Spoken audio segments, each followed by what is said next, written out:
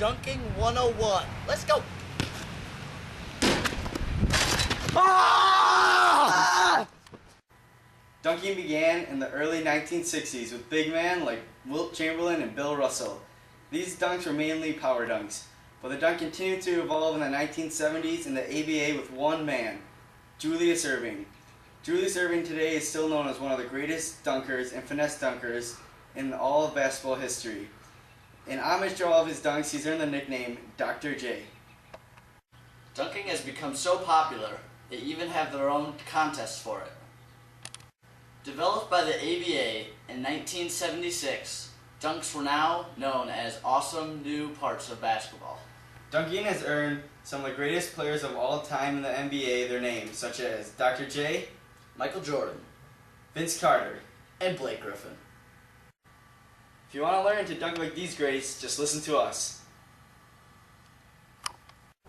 In order to learn the flashiest and most flamboyant dunks possible, you must first learn the basic dunks, such as the two-handed slam and the behind-the-back slam. These dunks will help you build upon to learn the new finesse dunks later in this show. When doing a simple two-handed over-the-head dunk, the first key is to get into an athletic, powerful position, such as this. You're going to want to take a 1-2 step like this, get into an athletic position, and power up.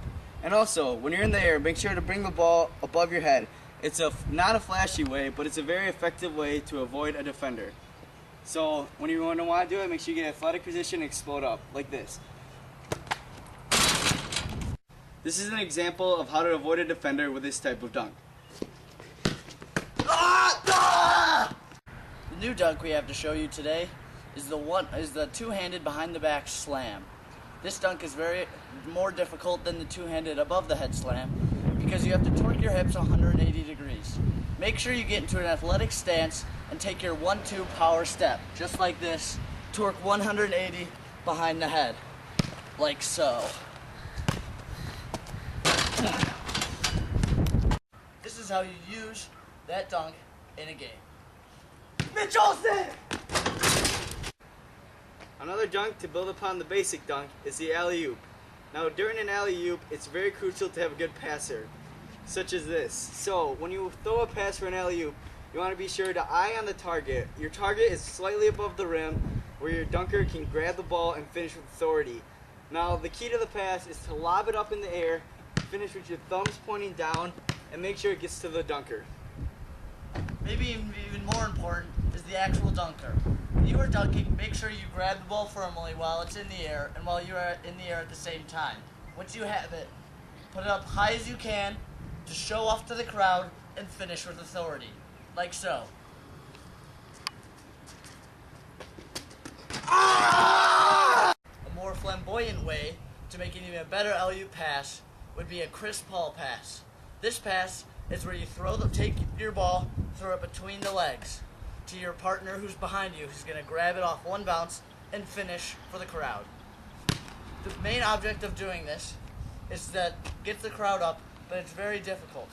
To take the ball on the run so you're not traveling, go between your legs for your perfect pass right into the dunker's breadbasket. This is how it's done. This is for you, D-Brow. I can dunk like Rob Squad! In homage to Dr. J, we want to highlight one of his greatest dunks of all time, the cradle dunk. Now, what Dr. J did was in a playoff game, he got a steal. On the fast break, he cradled it like so, went up and slammed it home like a windmill. Now, in order to do this dunk, there are a few key steps. The first step is as you stop your dribble, cradle the ball with your hand like this, rock it right here, rock it back with your hand over it, take one more step, leap off one leg, and make your arm come wide and long like this around a circle, just like a windmill, hence the name a windmill dunk. Dr. J with the steal! He comes! Oh! One of the best dunks known right today is the 360. This dunk is very hard to perform because you have to get a lot of momentum. Start as back as you possibly can and run forward as fast as you can to gain momentum for the torque that you are going to need. The torque that is needed is to make your body spin totally around. 360 degrees, hence the name a 360 dunk. Once you are totally finished spinning while you're in the air, finish with a one-handed slam. This gets the crowd going and makes your team win, almost always. This is how you do this dunk.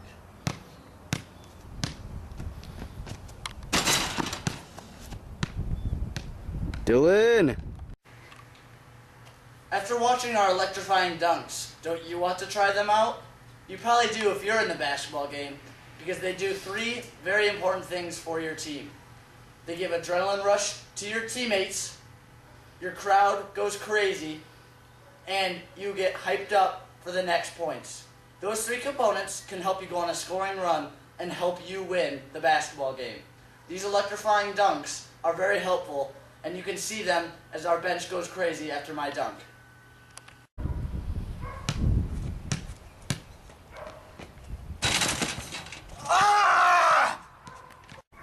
Check out the bench's reaction.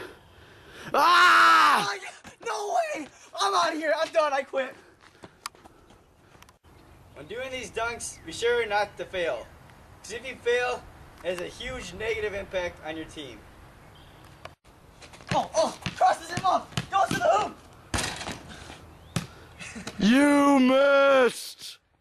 No, I did not. Check out the bench's reaction. Oh, no.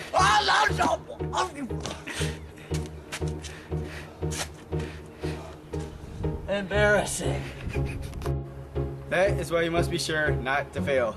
Pretty bad, right? But if you do fail, be sure to make up for it later in the game.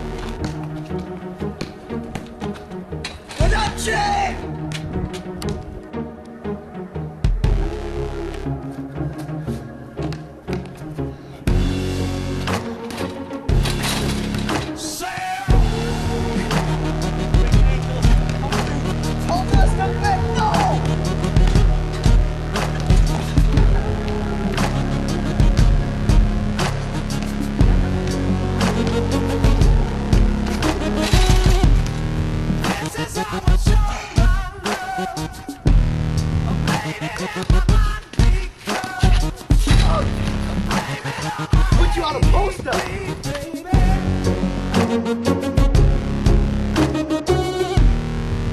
This is how an angel goes.